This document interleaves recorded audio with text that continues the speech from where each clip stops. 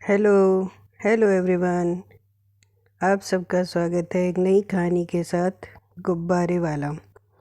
बचपन में आप सब ने भी सुनी होगी इस बारे में कहानियाँ, और बच्चों ने भी सुनी होगी, सबको ही काफ़ी पसंद है। अब मैं इसे शुरू करती हूँ। सबसे पहले प्लीज़ मेरे चैनल को सब्सक्राइब कीजिएगा, लाइक कीजिएगा। बिना लाइक किए, बिना सब्सक्राइब किए मत जाइएगा। एक नारी, एक बेटी को आगे बढ़ने का मौका दीजिए। सब्सक्राइब कीजिए, हतोत्साहित मत कीजिएगा मुझे। बड़ी ही मेहनत के साथ बनाया जाता है एक एक वीडियो। अगर पसंद आए तो ज़रूर सब्सक्राइब कीजिए। चलिए शुरू करती हूँ गुब्बारे वाले की कहानी।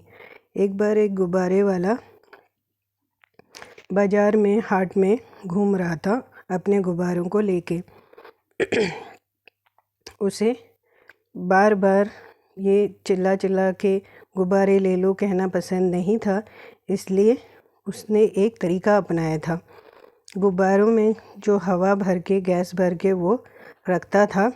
जब जब उसकी बिक्री ठीक होती थी तब तो ठीक है, लेकिन जब कमी हो जाती थी तो एक एक गुब्बारा वो उड़ा देता था, जिसे देखकर बच्चे उसके पास आते थे और ख़रीदने लग जाते थे। इस तरह का उसने एक तरीका अपनाया हुआ था कि मैं जब बिक्री कम होने लगेगी तो एक एक गुब्बारा उड़ा दूँगा।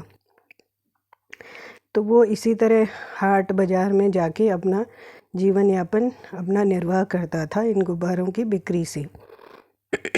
इसी तरह वो एक बार एक हाट में गया था, अपनी बिक्री कर रहा था।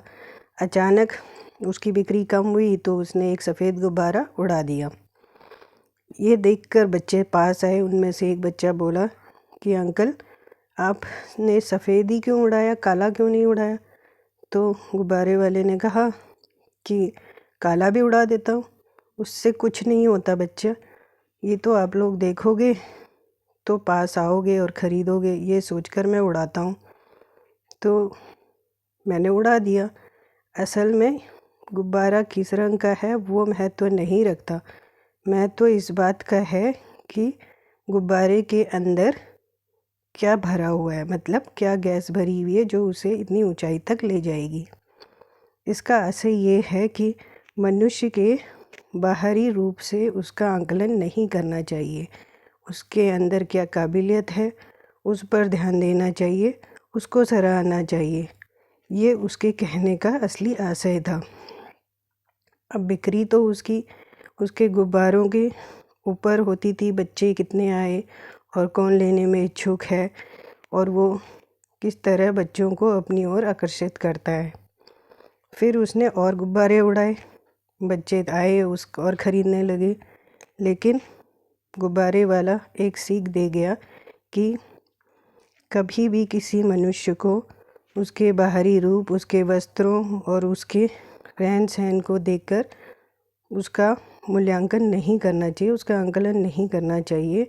जबकि उसके अंदर जो छुपी कला है, जो उसका हुनर है, वही उसका मूलधन है। उसको सराहना चाहिए ताकि वो आगे बढ़ सके, और उसे हतोत्साहित नहीं, हमेशा प्रोत्साहन करना चाहिए, उसको बढ़ावा देना चाहिए, ताकि वो एक दिन आगे बढ़कर अपना असली उसका जो गुण है वो बाहर निकल सके और हीरे की तरह तराश कर वो एक असली हीरा दिखाई पड़े सबको, ताकि लोग भी उसे सराहें, उसकी प्रशंसा करें, उससे सीखें कि हमें भी इसी तरह बनना चाहिए।